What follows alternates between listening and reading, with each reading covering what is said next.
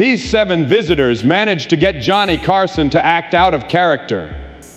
Johnny Carson was the most popular TV host of all time for 30 years, the unflappable, sardonic, slightly dispassionate MC who expertly carried America through the late hours of the night with pinpoint timing and complete command. Carson consistently displayed an exemplary level of controlled professionalism. He kept his reactions at a precise level for the sake of his audience's amusement, showing very little of his own personality. Put it this way, for another year it's your show. Yes, I understand. Then the other child with the peculiar jaw arrives. After that, you'll be back in no time. As a result of this staged performance, the few instances when Johnny's true character shone through were much more captivating.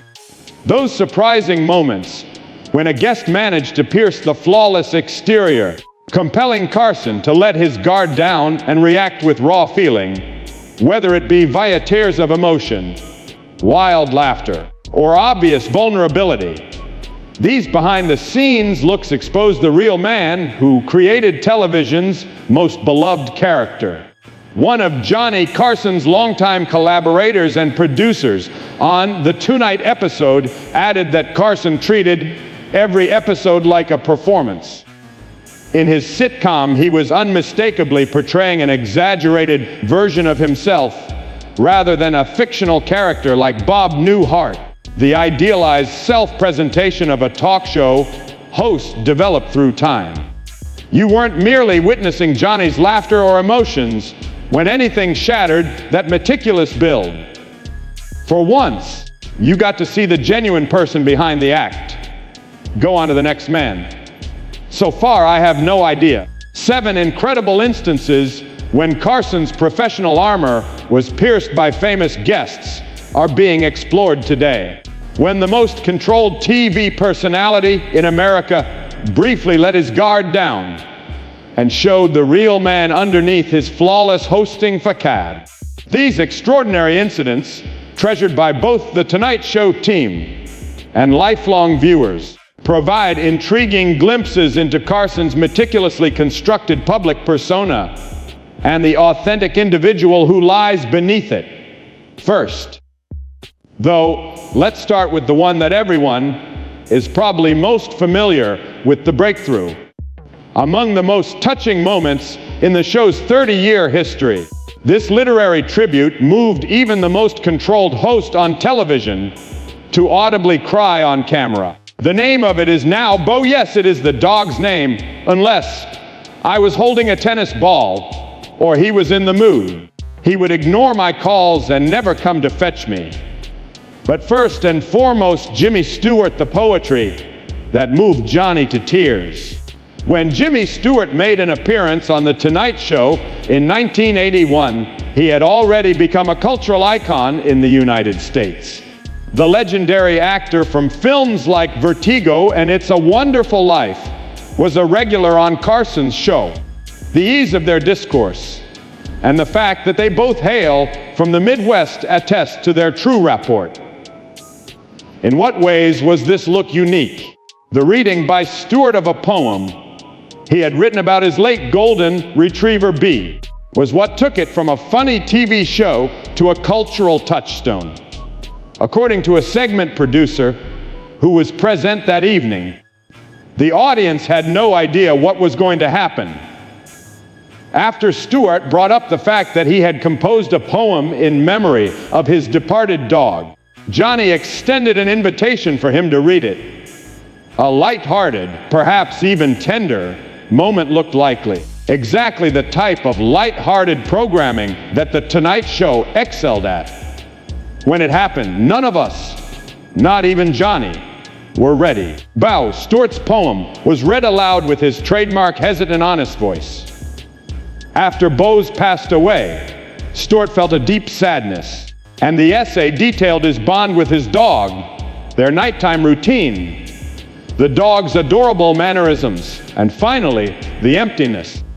As Stewart's voice became more and more animated throughout the reading, something extraordinary was caught on camera. The calm one on television, Johnny Carson rubbing away his tears. On certain evenings, I feel his gaze on me, and I go to touch his hair, but he isn't there. How I long for that to be otherwise. A dog named Bo will win my heart forever. According to a camera operator who was there that night, the studio was so quiet, you could have heard a pin drop. Everyone was responding to Stewart's delivery. The spectators sat quietly, engrossed. Upon observing Johnny's reaction, someone in the control room requested a close-up. The footage we got was just breathtaking. Carson tried to keep his cool, but couldn't prevent tears from forming in his eyes, and his body language showed it. The intensity of the event was amplified by Carson's apparent inner turmoil. This genuine emotional reaction was a rare break in the man's professional persona, since he had made a livelihood by controlling his feelings and timed them perfectly.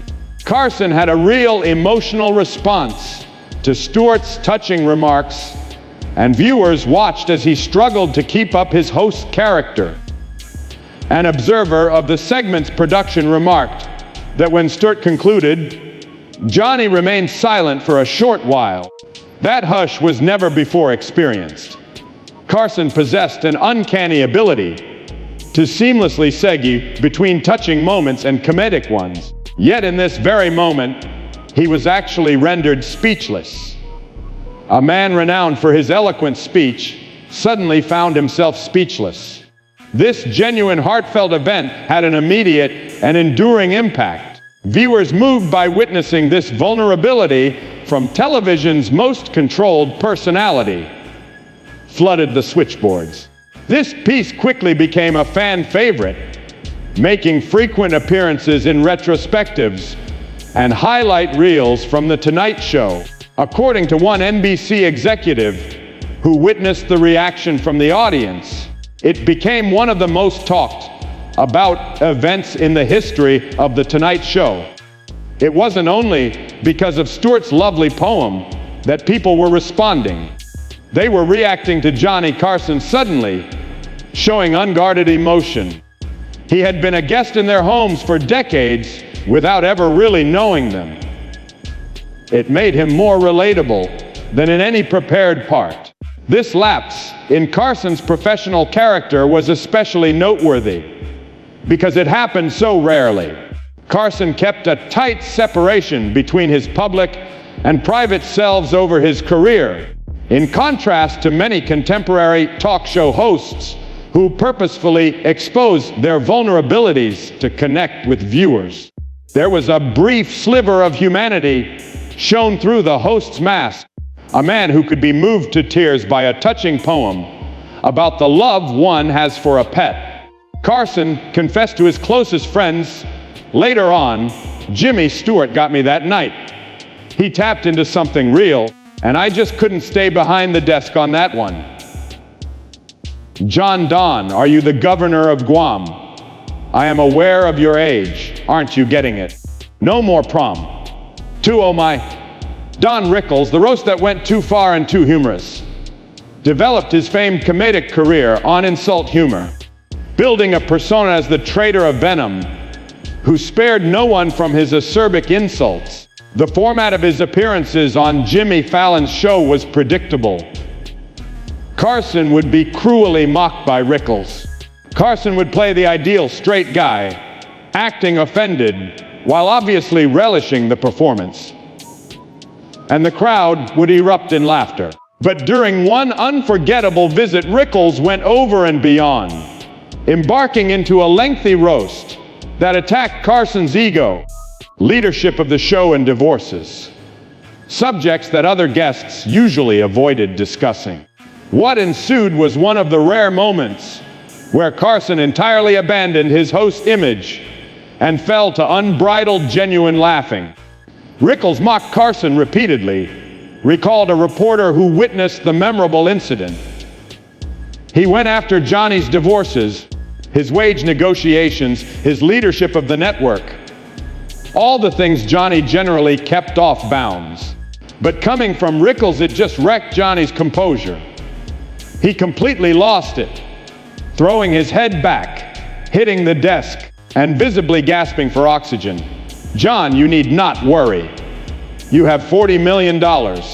Refrain from leaving. Oh, please. What you have is known to me. Your coastal mansion caught my eye. It's perfect for me. At ease, at ease." As soon as the man spits, another man is there to catch him. Not only did Carson laugh a lot on the show, but he also completely abandoned his controlled host character, which made this moment very shocking. Instead of preserving the subtle, commanding demeanor he had mastered, Carson briefly lost control of his sense of humor and reacted with the kind of unrestrained physical comedy that was more common among his guests than with him. A long-time Tonight Show producer explained that most guests are careful around Johnny. Unspokenly, everyone knew that guests shouldn't go where Carson might make jokes. Those boundaries were bulldozed by Rickles. Johnny was able to shed his host ego rather than experience tension as a result. While that was happening, he pretended not to be Johnny Carson, host of The Tonight Show. A friend's humor had utterly wrecked him. He was merely a man. The reaction of the audience intensified the uniqueness of the occasion. When they were used to Carson's measured answers and impeccable timing, something completely different happened. Their usually level-headed MC collapses into fits of laughter, gasps for air, and momentarily gives up on pretending to direct the show's tempo. According to a director who was on the crew that night, Carson abandoned his hosting persona and transformed into a comic. Rarely does a guest have the power to out Johnny to the point where Carson has to let go of his persona and react honestly. The fact that it was based on true friendship set this dissolution of Carson's professional persona apart from others. Unlike unplanned or unexpected occasions, this deviation from character originated from the special bond shared by two legendary figures in the entertainment industry. A connection that enabled Rickles to dare where others dared not, and provided Carson a brief opportunity to shed his meticulously crafted public persona. A talent coordinator who was associated with both guys stated that Rickles' ability to break Johnny's character was due to more than just his humor. Though it was certainly a factor, Johnny had total faith in Dawn. They went beyond the typical host-guest dynamic in their relationship. Carson understood Rickles' attacks were motivated by love. Therefore, he didn't have to keep up his defenses when he was attacked. One of the most genuine insights into Carson's true character was born out of this trust. Underneath the reserved facade he put on every night was a man who loved raw, unfiltered humor and could laugh uncontrollably. The kind of thing he saw more often in other people than in himself. Johnny would never allow anyone else to speak to him the way I did. But the fact that he knew I loved him made all the difference, as Rickles himself often noted on these exchanges. "Hey, Joey! How's it been?" Third place goes to Dean Martin, the spontaneous prank using the shot glass and cigarette. Dean Martin has developed a distinct character during his time in show business. The cheerful, slightly tipsy crooner who gave the impression that he had stumbled onto the stage by pure chance due to his carefree performance style. One of the most notable dents in Carson's professional persona occurred in the 1970s, when Martin made an appearance on The Tonight Show, bringing along this meticulously constructed persona. Interrupting Johnny mid-monologue, Martin arrived with a shot glass and a lit cigarette, bringing to mind a stage manager who had seen what happened. Carson was totally caught off guard. He wasn't expecting Martin to show up right then. The planned occurrence was following the monologue. The naturalness of the moment finally pierced Johnny's stiff exterior. Carson was well known for being meticulous with the format of his show. The program's tone was established during the monologue, which was a highly anticipated and meticulously planned portion. The kind of unanticipated disturbance that would usually annoy Carson was Martin's entrance into this meticulously maintained area. Rather, it resulted in an unusual case of giving in entirely to disorder. According to a director who was present that night in the control room, Carson couldn't contain his laughter, so he waved off the speech. Considering Johnny's distaste for disrupting flow, this was very remarkable. He placed a premium on the show's structure. When it came to Dean, though, he surrendered to the impulse. Without thinking, he set aside his note cards and just did it. The moment's illuminating quality was the way it revealed Carson's professional value hierarchy. Despite Carson's well-known dedication to order, Martin's interference showed that genuine entertainment value may triumph over it. Carson opted for spontaneous comic gold when given the choice between preserving his controlled host character and doing the former. A witness to the interaction wrote that Carson was chaos meets charm, and Johnny savored every second of it. His decision to forego the planned event and blindly follow Martin's lead was very clear. Upon realizing what was happening, he experienced a brief moment of astonishment followed by overwhelming joy. Johnny was essentially saying that scripted television can be better at times when it just lets go. The audience, familiar with Carson's usual reserved manner, noticed the ordinary nature of this reaction right away. They recognized the rarity of what they were seeing by their reaction, which evolved from astonished laughter to prolonged applause. Carson willingly gives up control of his carefully orchestrated presentation to welcome impromptu comedy. It was one of those moments where you saw the real Johnny emerge from behind the host persona, observed a noted producer. Johnny, who was once a performer before becoming a television icon, knew that the funniest moments are the ones that result from unscripted reactions rather than elaborate plots. The extent to which Carson disregarded the show's format set this lapse in his professional demeanor apart from others.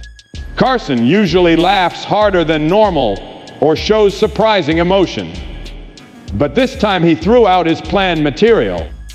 That's like a classical pianist opting to improvise instead of following the score. A member of staff who spoke with Carson later that evening remembered that Johnny was still chuckling about it after the broadcast. His statement, which went something like, "Only Dean could get away with that. Anyone else, I'd have been furious." It was an interesting recognition of how certain connections went beyond his well-known dedication to professionalism. Among the Tonight Show team, the story became legendary as an exemplar of Carson's subtle adaptability. The ability to farrago structure and preparation in favor of authentic entertainment was just as crucial to his success as television's leading host as structure and preparation themselves. As he recognized, is it necessary to film an advertisement? Is it possible to revisit this for more discussion? Because I will not be present, but you certainly will be. We will return. Fourth on the list is the stuffy comedian that caused Carson to lose it, Bob Newhart. The comedic approach of Bob Newhart was a refreshing change of pace from the usual Tonight Show guest. Newhart was known for his dry wit, lengthy setups, and flawless deadpan reactions, in contrast to other comedians who relied on high energy and apparent punchlines. He proved that subtle humor could be just as powerful as more overt attempts at cracking Carson's controlled character. And his ability to breach Carson's professional demeanor was all the more remarkable because of it. According to a writer who was there for the famous exchange. Johnny nearly passed out when Newhart panned a line during a slow burn segment about airline pilots. This comic sniper shot was executed with such pinpoint accuracy that Carson was completely outgunned. In a manner that very few visitors ever accomplished, he entirely lost his cool. It was Carson's customary relationship with comedy that made Newhart's accomplishment stand out. With his background as a stand-up comedian and regular monologue performer, Carson possessed an almost expert sense of humor. While keeping his cool as a host, he could spot and appreciate a good joke. This uncommon power of Newhart's particular comedy style was on full display when he was able to elicit uncontrolled, real laughter despite this professional admiration. According to the camera operator who recorded the incident, Carson sobbed on the desk several times before he was unable to formulate the following question. He laughed so hard that he could hardly breathe. As he watched Johnny crumble to pieces, Newhart sat there with that signature small smirk. It seemed as though he had meticulously planned how to shatter Carson's professional persona. The moment was made much more powerful by the audience's response. They had grown accustomed to Carson's measured responses and impeccable timing, but now they were witnessing something completely different. The normally composed host collapsed into fits of laughter, momentarily halted the interview, and exhibited an uncontrollable reaction that he usually saw in other people rather than in himself. An individual in charge of producing the episode elaborated on how Johnny's defenses were overwhelmed by Newhart's irreverent manner. It felt like a type of comic jujitsu. Although Carson's professional defenses might have been triggered by more confrontational comedians, Newhart's subtle style was able to bypass them. It had already happened by the time Johnny had a clue. Sincere laughter engulfed him entirely. Differentiating this breakdown from others, it showcased Carson's refined taste for many comic approaches. His response showed that he had a profound grasp of the various forms of humor hidden beneath the controlled host character, someone for whom Newhart's nuanced precision could have an impact comparable to that of more overtly comedic methods. It was proof that subtle can be devastating, remarked a longtime associate of Carson's. A comedian's comedian, according to Johnny, is Newhart. Even while they may not always be the most popular with the general public, their skill was greatly valued by their colleagues in the field. Observing Johnny's total meltdown in the face of Newhart's pinpoint accuracy was like witnessing a professional admirer's admiration turn into an uncontrollable emotional reaction. The Tonight Show team often used the episode as an example of the kind of guests who could break through Carson's professional facade. Laughter that is so well placed that it renders even the most subdued character helpless can have a greater impact than overt aggression on occasion. After the fact, Carson told Newhart, "You're the only guy who can get me with just 5 words and a pause." In a future appearance, before it happens, I have no idea what's coming. Presenting B. Midler. 7th place goes to B. Midler. Last week of Johnny's life. May 1992 marked the end of Johnny Carson's historic 30-year run as host of The Tonight Show. His last week of broadcasts was meticulously planned to give a proper finale to the most successful late-night program on television. Despite the natural outpouring of emotion, Carson kept his usual cool over the majority of the goodbye episodes. That is, until B. Midler made an appearance on the penultimate broadcast, which led to one of the most emotional moments in the show's history. A production coordinator who was involved in Carson's farewell shows recalled that during his last week on the air, Bet sang Johnny, "One more for my baby," personally. Given the circumstances, his second to last gig after 30 years, it was an emotionally charged event.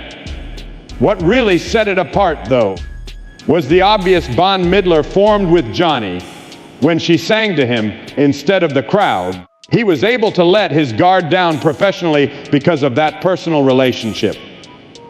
As a last resort, Mr. Carson will willingly endure pain.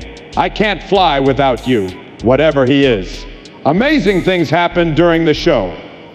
As Midler sang, Carson, who had kept his cool as a host through thousands of broadcasts and innumerable emotional moments, appeared to choke up in an out of character effort to conceal his emotional reaction from onlookers.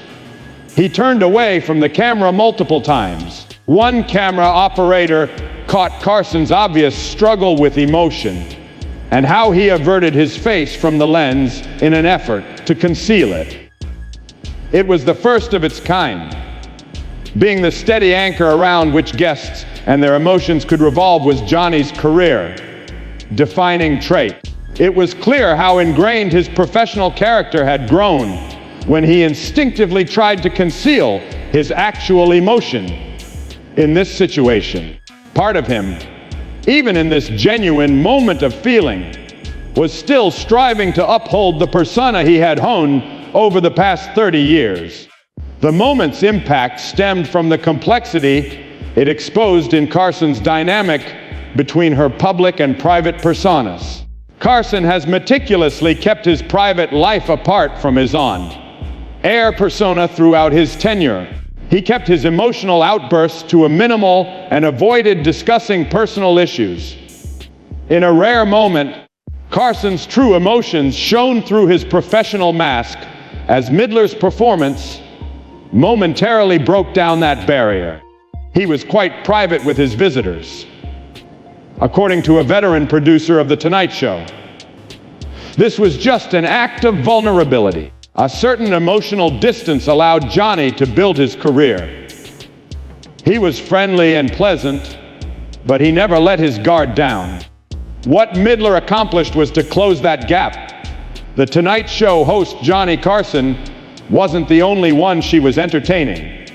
The genuine man, who had played that part for 30 years, was getting ready to step down from it as she connected with him. It was clear from the crowd's response how much this moment meant to them. Not only did they applaud Midler's outstanding performance, but they also recognized the unusual display of genuine emotion from television's most controlled personality, a guy who had been welcomed into their homes for decades, while showing very little of himself, really. A writer who worked on the farewell performances made the observation that it was the closest they had ever seen to Johnny crying as he said goodbye. Carson has perfected the technique of engaging with audiences without letting their guard down during his career. At this very second, that delicate equilibrium shifted. Not the character bidding farewell, but the guy himself, dealing with the closing of a major chapter in his life, was what we were witnessing.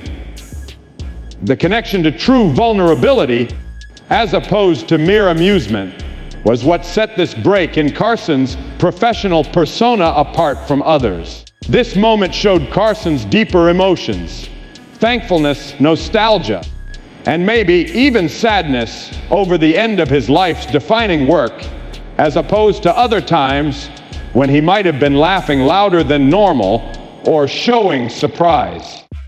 During Carson's emotional farewell week, the Midler segment stood out.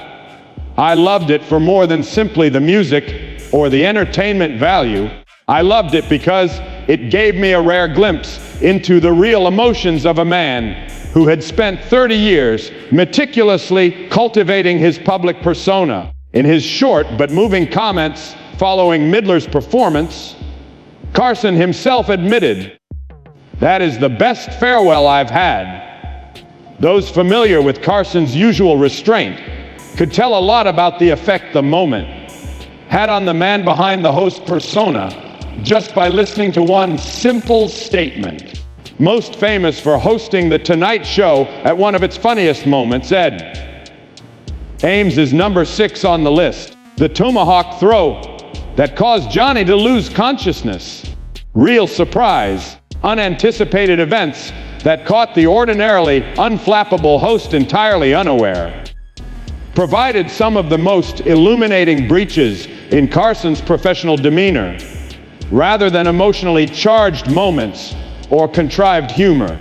None were more famous than the 1965 appearance of singer and actor Ed Ames, whose tomahawk throwing performance produced one of the most iconic instances of unscripted humor in television history.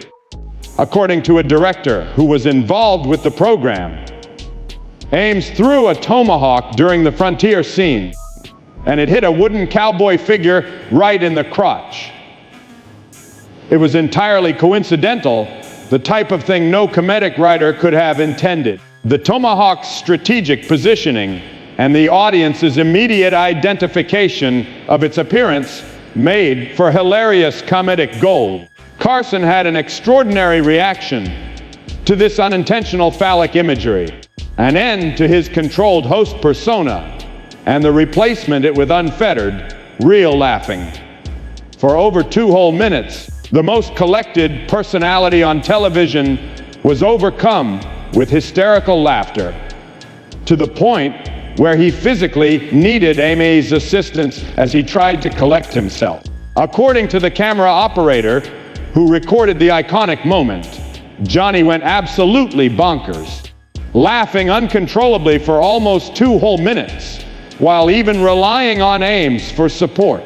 He usually laughed politely and measuredly when guests said something hilarious, but this time it was different. Your whole professional persona crumbles as you collapse into a fit of full-body, uncontrollable laughter. The event was illuminating because it showed how different Carson's real personality was from his carefully crafted TV character. Despite Johnny Carson's reputation as the Tonight Show host, who usually responded to comedic moments with controlled laughter, the truth was that he could, when the time was perfect, let himself be totally swept away by the humor. According to a writer who was there that night, it was physical, accidental, and so perfectly timed that it broke Carson's professional shell.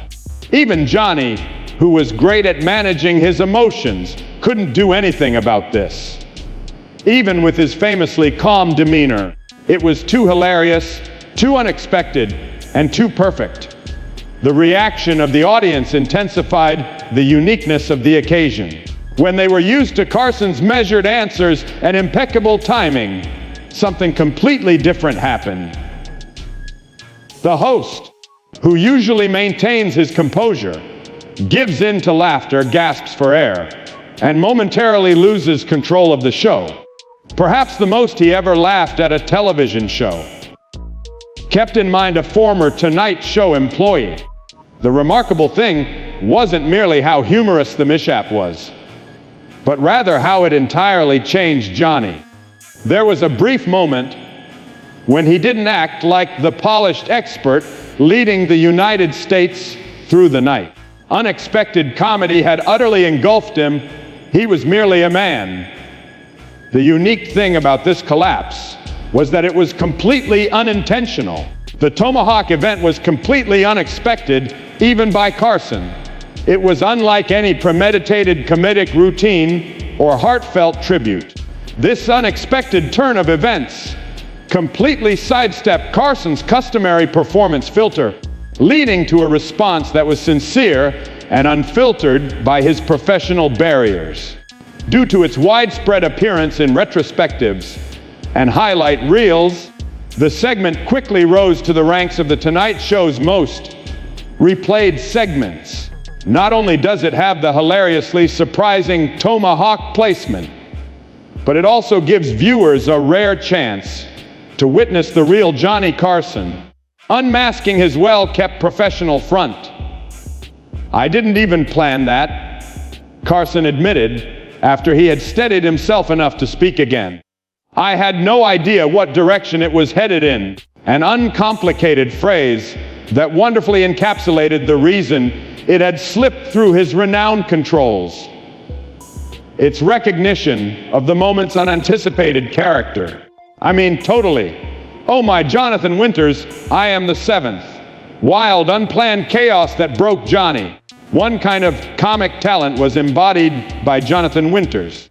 Even his fellow comedians were impressed by the improvisational genius's lightning, fast brain, and boundless imagination. Carson effectively let Winters loose on The Tonight Show and marveled in amused awe as the comedian conjured long comic universes out of thin air, which became classic examples of unstructured brilliance.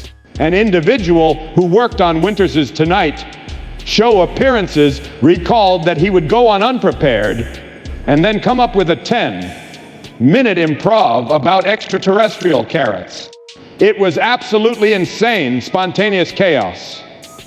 This was the kind of unexpected humor that not even Winters himself could have predicted. You had no choice but to cling on for the ride. One of the clearest riffs in Carson's professional character was his response to Winters' impromptu genius. The composed, somewhat dispassionate host gave in to a state of pure, unadulterated joy as he observed a comedy genius in action. In contrast to his usual reserved reactions to guest comedians, Carson's attitude to Winters was one of unbridled admiration that often had him in fits of laughter. Johnny absolutely lost his composure. According to a camera operator who caught several of these iconic exchanges, he was knocked out before the second minute. Witnessing Carson, the most controlled personality on television, immerse himself in the thrill of witnessing Winters' job was what made it so wonderful. Pretending to be a host was completely absent. He was just a regular guy who appreciated the brilliance of another. The changes in Carson's demeanor that she made during Winters' visits were notable, since they were rooted in professional admiration, rather than just personal entertainment. Even Carson, a comic with considerable skill, acknowledged Winters' superiority, someone whose unique ideas were so revolutionary that not even their peers in the same field could fathom them all. Johnny looked up to Winters as a comic hero. A writer who was present for numerous of their discussions described it as being like seeing Carson regress to his childhood self while watching him riff. Johnny reacted with an air of near reverence. There was more to it than that. It felt like being a spectator at a person's utter amazement at another's skill. By taking off his stage persona, Carson showed his true admiration as an artist and a fan.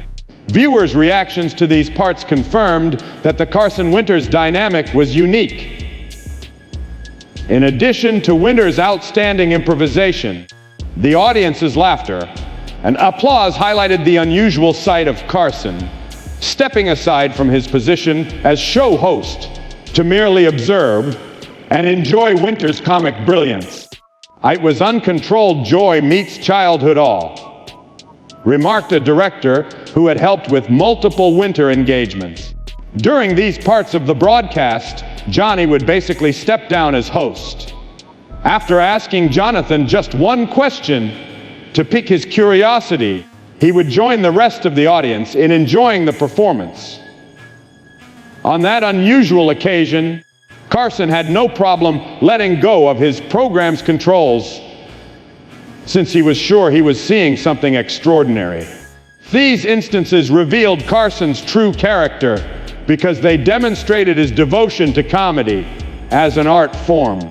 A professional whose career hinged on spotting and praising comic talent was hiding behind the polished presenter persona. His usual professional reserve was overcome by awe at Winters' exceptional talents.